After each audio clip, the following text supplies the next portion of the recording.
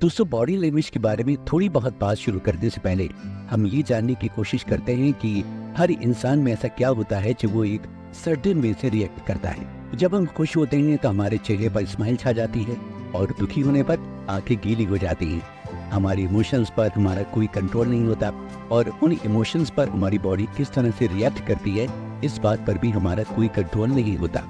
सब कुछ जैसे ऑटोमेटिकली होता है। अगर ऐसा कहा जाए तो इस दुनिया में इंसान भगवान का बनाया हुआ सबसे डिफिकल्ट और कॉम्प्लेक्स क्रिएचर है, तो कुछ गलत नहीं होगा।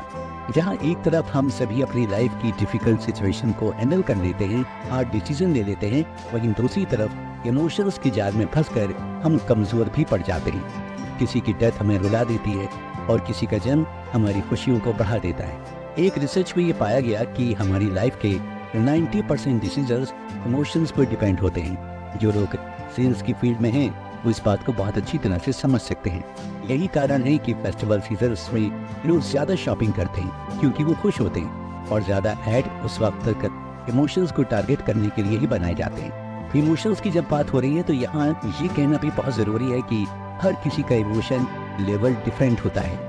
IQ की तरह इमोशंस को भी मेजर किया जा सकता है, जिसे EQ कहा जाता है, यानी इमोशनल इंटेलिजेंस। अब जब बात EQ की निकली ही है तो हम एम्पैथी के बारे में भी थोड़ा डिस्कस कर लेते हैं। आपने कई बार ये शब्द सुना होगा। एम्पैथी का मतलब खुद को दूसरे की सिचुएशन में रखकर उसकी इमोशंस को फील और समझने की कोशिश करना।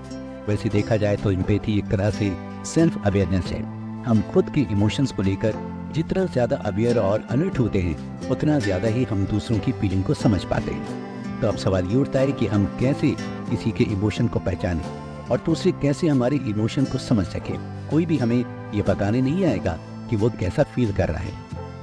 दोस्तों, इमोशन को फील और अंडरस्टैंड करने का प्रोसेस तभी शुरू हो जाता है जब हम जन्म लेते हैं। ये तो आपने एक्सपीरियंस किया ही होगा कि जब एक छोटा बच्चा रोना शुरू करता है तो उसके साथ दूसरा बच्चा भी रोने लगता है। लेकिन क्या आपने कभी ये सोचा है कि 2-3 महीने का बच्चा किसी दूसरे बच्चे की रोने की आवाज़ सुनकर क्यों रोने लगता है? और अगर इसे एम्पैथी की अर्ली स्टेज बताते हैं, जहाँ से हमारे अंदर इमोशंस डेवलप होने की शुरुआत होती है। बच्चा जैसे जैसे बड़ा होता जाता है वो अपनी इमोशंस को वैलिडेट करने की कोशिश करने लगता है। जैसे कि छोटा बच्चा जब खुश होकर किलकारी मारता है तो उसके पेरेंट्स के चेहरे के एक्सप्रेशन को देखकर वो ये समझ जाता है कि ऐसा करने से उसके पेरेंट्स खुश होते हैं। लेकिन वहीं अगर उसके किसी इमोशन को पेरेंट्स इग्नोर करते हैं तो वो उस तरह के इमोशंस को छिपाना भी सीख जाता है। इस प्रोसेस को ऑथर अट्यूनमेंट कहते हैं। आज हम जिस तरह से जो भी रिएक्ट करते हैं वो हम बचपन में अपने पेरेंट्स की इमोशंस को देखकर ही सीखते हैं। जैसे जैसे हम बड़े होते जाते हैं हमारा EQ डेवलप होता जाता है। ऐसा माना जाता है कि हमारे 58% परफॉर्मेंस के लिए हमारा EQ रिस्पॉन्सिबल होता है। जिन लोगों का EQ हाई होता है वो अपनी पर्सनल और प्रोफेशनल लाइफ में बहुत ज़्यादा सक्सेसफुल होते हैं। लेकिन इसका मतलब ये नहीं है कि जिन लोगों का EQ लेवल कम होता है वो अपनी लाइफ के रिलेशंस को मेंटेन नहीं कर पाते हैं। कम EQ वाले लोग भी अपनी लाइफ की हर सिचुएशन को हैंडल तो कर ही लेते हैं, लेकिन कुछ मुश्किलों के बाद आपको इस बारे में आगे और ज्यादा इंटरेस्टिंग फैक्ट्स सुनने को मिलेंगे।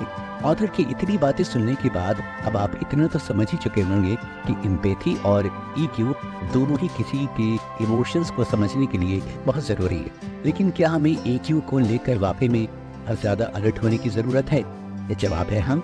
जैसे IQ हमारी लर्निंग एबिलिटी को डिफाइन करता है और इसका लेवल हमारे जन्म के साथ फिक्स ही होता है।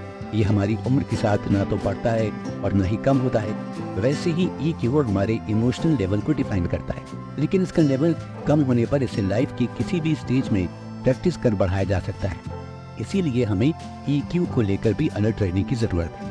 इमोशनल इंटेलिजेंस के एक्सपर्ट USA के डॉक्टर ट्रेविस ब्रैडबेरी और जीन ग्रीव्स ने ईयर 2001 में EQ को मेजर करने के लिए एक मेथड डेवलप किया, जैसे इमोशनल इंटेलिजेंट अप्रेजल के नाम से जाना जाता है। इस मेथड में उन्होंने तकरीबन 5 लाख लोगों का EQ टेस्ट किया और ये पता लगाया कि पूरी दुनिया में केवल 36% लोग ही अपने इमोशंस को पूरी और अच्छी तरह से एक्सप्रेस कर सकते हैं, और ये 36% लोग दूसरे लोगों के कंपैरिजन में अपनी लाइफ में बहुत सक्सेसफुल होते हैं। ऑथर हमें ये बताते हैं कि हम इमोशनल इंटेलिजेंट अप्रेजल मेथड का यूज करके अपने EQ को ज्यादा से ज्यादा डेवलप कर सकते हैं। आइए हम अपने नेक्स्ट एपिसोड में ये जानने की कोशिश करते हैं कि आखिर क्या है इमोशनल इंटेलिजेंट अप्रेजल मेथड।